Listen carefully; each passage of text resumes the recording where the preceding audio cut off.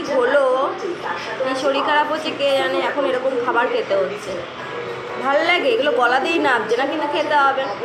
এই জন্যই বুঝতে পারছি যে বাচ্চারা কেন এই খাবার খায় না, কেন খেতে গিয়ে কান্না করে। কোনো টেস্টই নেই বাচ্চাদের খাবার, মানে সব সবজি দিয়ে ডাল দিয়ে সব কিছু দিয়ে একসঙ্গেই যে প্রেশার কুকারে পুরো করে দেয় না একসঙ্গে, সেই খাবারের মতো বাচ্চারা এই জন্যই খেতে চায় না।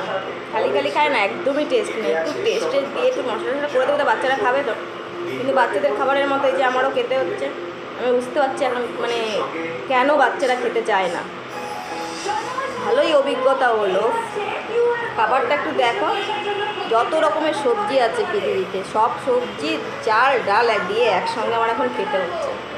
কিছু করার নেই, এমন একটা কিছু হয়েছে সেটার জন্য এটাই খেতে হচ্ছে। খুবই কষ্ট হচ্ছে।